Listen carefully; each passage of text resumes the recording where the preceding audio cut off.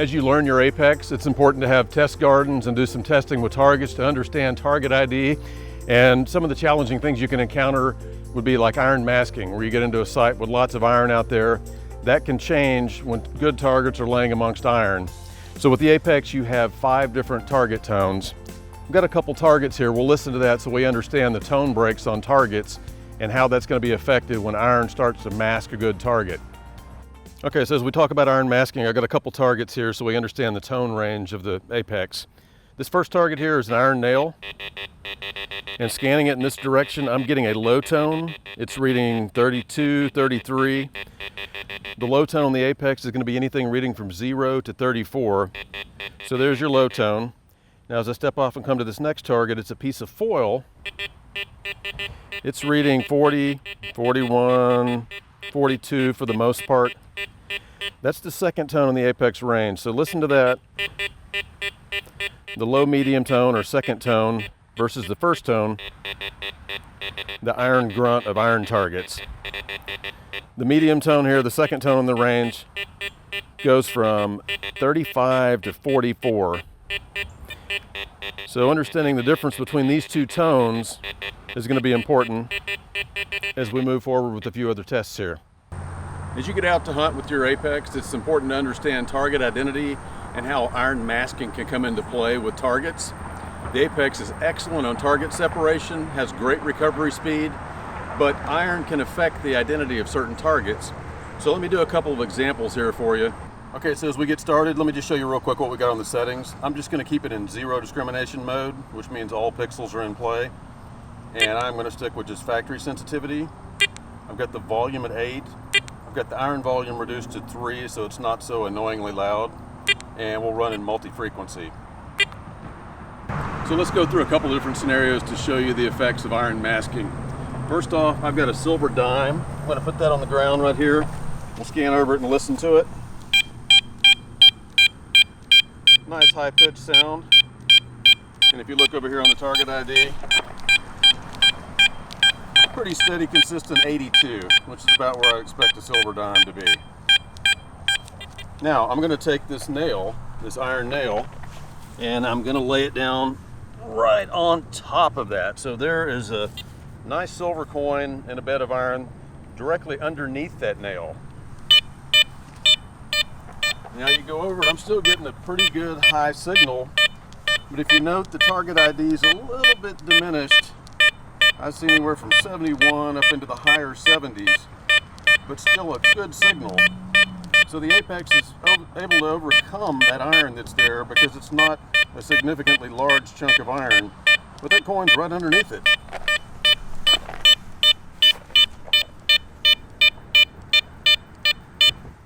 So here's a second scenario showing target masking. In this case, I'm going to take a nickel, a little bit lower conductivity. We'll scan over that. 52, 53, if you want to look at that on the ID.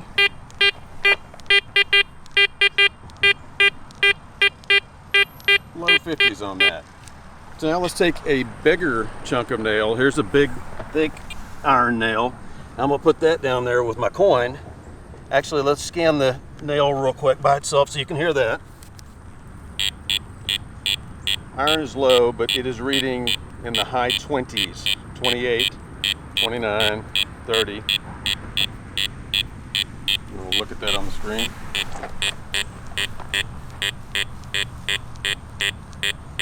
Maybe as high as the low 30s, occasionally hitting down into the higher 20s.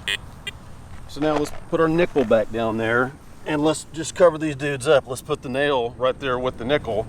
And let's look at the combined conductivity when you have a larger piece of iron coming into play. My combined conductivity of the two is now in the high 30s. With the nail alone, it was high 20s, low 30s. The nickel was in the low 50s. So what's important to note is the combined conductivity when you're hunting in a patch of iron.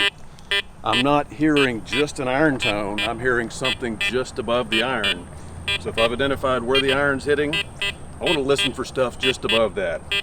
That shows you the smearing or the masking effect that a coin can have to its identity when it's embedded in iron like that. Another iron masking test, one I've seen some people do even recently. We've got 3 nails in a row right here. So what I'll do is I'll go over and scan this, and I'll show you real quick on the machine. I've still got it in factory sensitivity. I've still got it in factory sensitivity 0 mode. I've got volume all the way up, iron volume all the way up, and I'm in multi-frequency. So let me step back here and scan over these targets real quick. Again, 3 iron nails in close proximity. My readings are 32, 33. You can come look at the reading on this real quick. They're all comparable size, just nails I've dug, all reading in the 30s. And so what I've seen people do, checking reactivity and how things work in the iron, is I've seen them lay out a few targets, and one of them I saw they put a dime out there. So here's a silver dime. I'll put it in a couple fingers. I think the guy did his about 1.5 inches, so that's 1.5 inches or even less off that.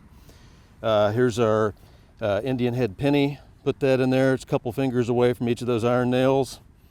And here's that buffalo nickel. There's a nail right there on that end. I'll move this even a little bit closer. There's that there. So let's go back through and listen to this again. Now what you would expect on the target ID on this, you know, people that dig dimes know they're going to be low 80s. You're going to have an Indian head that's going to be in the high 70s, and you've got a nickel that's going to be in the low 50s.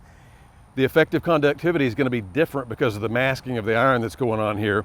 So what you're listening for is targets above the iron tone. Again, iron tone on this is going to be 0 to 34. So I'm going to go through it with full iron volume and regular volume just so you can hear it. So let's go over them real quick. There's that dime. In this case, the effective conductivity with the iron beside it is making it read down closer to 50. There's your nail right there. Here's my Indian head. It's not in the 70s, but it's well up into the 40s above the iron. Here's that nail again there. Here's our buffalo nickel. High 30s, right at 40, and the iron right beside it. So let's go back over this. I'll reduce the iron volume. So we heard the iron on that. Keep the regular volume high so you can see it. And what I would do if I was hunting here is I would reduce my iron volume. I'll go to 4, 3, whatever. I'm going to still hear the iron, but I'm listening for stuff better than the iron. So this is the test on this. You're not going to hear a high tone. The masking is going to obscure that high tone of its true identity. It's going to bring the identity down, but you're listening for something above the iron range. There's our dime. It doesn't give you a silver target indication, but it tells me that there's something good amongst the iron. There's the iron right beside it. Let's move over. There's my Indian head penny. It's not 77 anymore, but it's well above the target range of what I was hearing for that nail in the 40s. And we get over here to the nickel, 38, 39. And just the iron itself, I'm in the 30s. So it's close to that, but it's something that's jumped up 4, 5, 6 points above that. A bigger conductor like that penny is jumping up into the 40s. The dime is jumping up closer to 50 in certain cases here. So you're listening for stuff like that that's above where the iron is. That's the trick to hunting in the iron, understanding target identity and masking of those kind of blended or smeared target IDs. Okay, we just did this test kind of like I've seen others doing this online. And just going to show you again on the target ID. I'm going to move these targets closer to each other. Haven't changed my settings. I'm still in multi-frequency. I'm just going to kind of squeeze everything in. I'm going to put the nails pretty much almost touching the coin. You know, the other person was doing some of these 1.5 inches apart. I've got them, you know, almost tail to tail, just in that same line like that. Silver dime, Indian head, and then the nickel. And again, what you're going to listen for is just something above the iron tone range when you're digging in all kind of trashy iron like this. So let's go back over them. As I go through, I can hear some stuff popping out of there.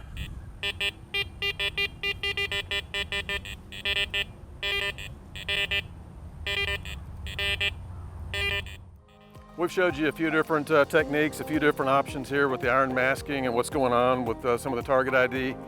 And what's important to note on some of these, this is a 5-tone machine with the Apex. So when you go above the iron tone, that next tone up Other machines that only have 3 tones, it's going to be more distinctive and it sounds like a better tone. You're listening for something just above iron when you've got extreme masking going on. So that's an important note on some of these tests with the Apex being a 5-tone machine. So that's just a quick overview on target ID and how iron masking comes into play. Something you should understand if you're getting in to hunt old house sites and places that are really littered with iron. Be sure to check out all other videos in the Apex training series.